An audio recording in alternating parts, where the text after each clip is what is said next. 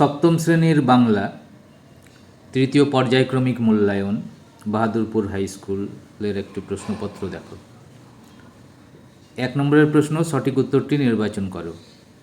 1-এর 1 দাগের প্রশ্ন, পৃথিবীর মনের কথাটি কবি শুনতে পান জলের ওপর, নদীর ওপর, মাটির ওপর। 1-এর 2 দাগের প্রশ্ন দেখো, ভারত তীর্থ কবিতাটি নেওয়া হয়েছে রবীন্দ্রনাথ ঠাকুরের মানসী, সোনার তরী, গীতাঞ্জলি কাব্যগ্রন্থ থেকে।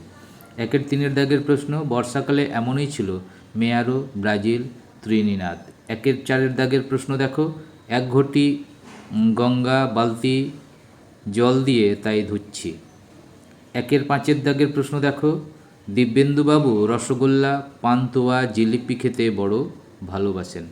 1-এর 6 দাগের প্রশ্ন দেখো, অভিনয়ের সময় পটলবাবুর হাতে ছিল আনন্দবাজার পত্রিকা, যুগান্তর আর স্টেটসম্যান।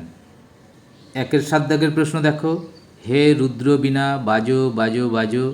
এখানে রুদ্রবীণা হলো তবলা জাতীয় বাদ্যযন্ত্র, হারমোনিয়াম জাতীয় বাদ্যযন্ত্র, বীণা জাতীয় বাদ্যযন্ত্র। 1-এর 8 দাগের প্রশ্ন, কবি আত্রাই, পদ্মা, শিলাবতী, এখানে অবলিক হবে, মাঝখানে অবলিক পড়েনি, পদ্মা আর শিলাবতী আলাদা হবে, নদীর উপর বোটে করে ভেসে চলেছেন।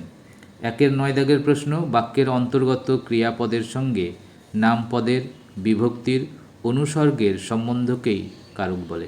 1-এর 10 দাগের প্রশ্ন, একটি বিভক্তি চিহ্নের উদাহরণ হলো ক, তে, খ। 1-এর 11 দাগের প্রশ্ন, অনুসর্গের উদাহরণ নয়, দ্বারা, হইতে, এর। লক্ষ্য করবে এখানে উদাহরণ নয় বলেছে, দ্বারা, হইতে, এর। 2 নম্বরের প্রশ্ন, পূর্ণ বাক্যে উত্তর দাও। 2-এর 1 দাগের প্রশ্ন, রাস্তায় ক্রিকেট খেলা গল্পটি কে তর্জমা করেছেন, মানে কে অনুবাদ করেছেন। 2-এর 2 দাগের প্রশ্ন, কে এক্ষুনি আকাশ জুড়ে লক্ষ রঙের দৃশ্যে চমকে দেবেন।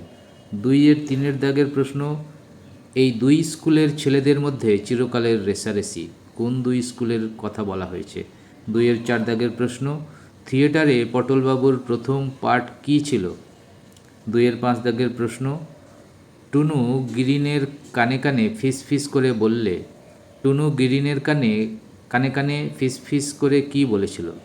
2-এর 6 দাগের প্রশ্ন, পশ্চিমে আজি খুলিয়াছে দ্বার। এখানে পশ্চিমে বলতে কবি কী বুঝিয়েছেন। 2-এর 7 দাগের প্রশ্ন, আজ সকালেই সে পালাবে স্থির করেছে। এখানে সে বলতে কার কথা বলা হয়েছে। 3 নম্বরের প্রশ্ন, সংক্ষেপে উত্তর দাও যে কোনো 5টি। 3-এর 1 দাগের প্রশ্ন, 16 ভার্নের ব্যাট বল কেন ও কোথায় ছুঁড়ে ফেলে দিয়েছিল। 3-এর 2 দাগের প্রশ্ন, গগন পাকড়াসি আজ তাকে দেখলে সত্যিই খুশি হতেন। উদ্ধৃতাংশটি কোথা থেকে নেওয়া হয়েছে, তিনি খুশি হতেন কেন। উদ্ধৃতাংশটিতে রিকারটা পড়েনি, দেখে নিও। 3-এর 3 দাগের প্রশ্ন, হি হি তুক করা হলো না, বক্তাকে, কাকে সে কথা বলেছে।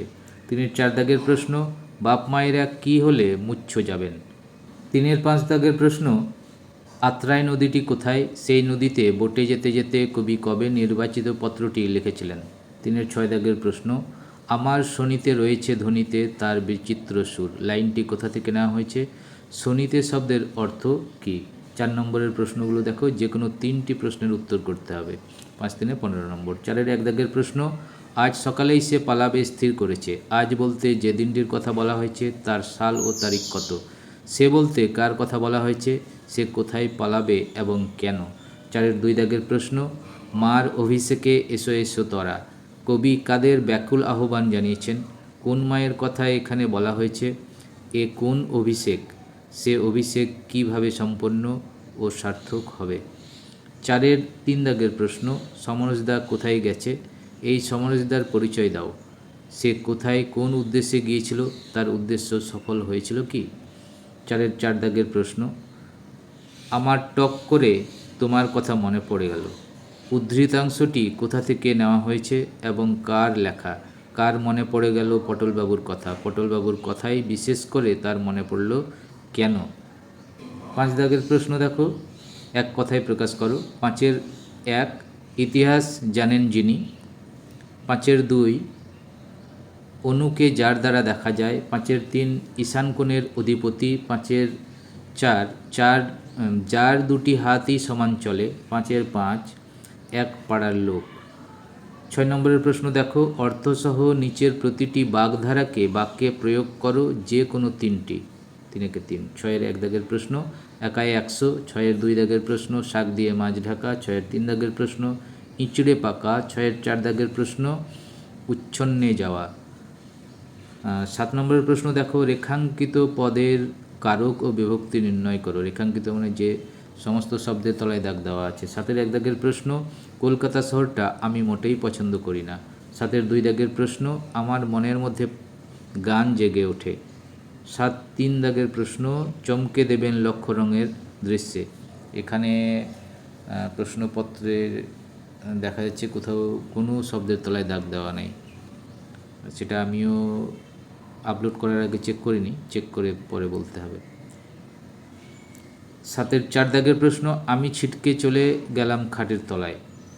আচ্ছা, এরপরে 8 দাগের প্রশ্ন দেখো, যে কোনো একটি বিষয়ে প্রবন্ধ রচনা করতে হবে। 10-এ 10। 8-এর 1 দাগের প্রশ্ন, বিজ্ঞানের সুফল ও কুফল। 8-এর 2 দাগের প্রশ্ন, রবীন্দ্রনাথ ঠাকুর। 8-এর 3, দৈনন্দিন জীবনে খেলাধুলার প্রয়োজনীয়তা। 8-এর 4, একটি সর্বামুখর দিন। এটা সর্বামুখর হবে না, বর্ষামুখর দিন হবে। 9 দাগের প্রশ্ন দেখো, যে কোনো একটি বিষয়ে 150 শব্দের মধ্যে চিঠি লেখো। 9-এর 1 দাগের প্রশ্ন, পুজোর ছুটি কেমন কাটালে তা জানিয়ে প্রিয় বন্ধুকে একটি চিঠি লেখো। 9-এর 2 দাগের প্রশ্ন, তোমার জন্মদিনে বন্ধুকে আমন্ত্রণ জানিয়ে একটি চিঠি লেখো। আচ্ছা, এখানেও শর্ট প্রশ্নের উত্তরগুলো আমি দিয়ে দিতে পারি, আমি দিলাম না, তোমাদের প্রশ্নের চাহিদার উপর নির্ভর করছে। আগের ভিডিওতে বলেছিলাম 50 জন কমেন্ট করলে তারপরে উত্তর দেওয়া হবে। আমি এখানে সেটা বলছি না, তোমাদের এই ভিডিওটা যত ভিউজ হবে সেই উপরে নির্ভর করছে এবং তোমাদের কমেন্টও নির্ভর করছে, তাহলেই এই প্রশ্নের উত্তরগুলো দেওয়া হবে। বড়গুলো না পারলেও আমি শর্ট প্রশ্নের উত্তরগুলো দিয়ে দেব। কেমন?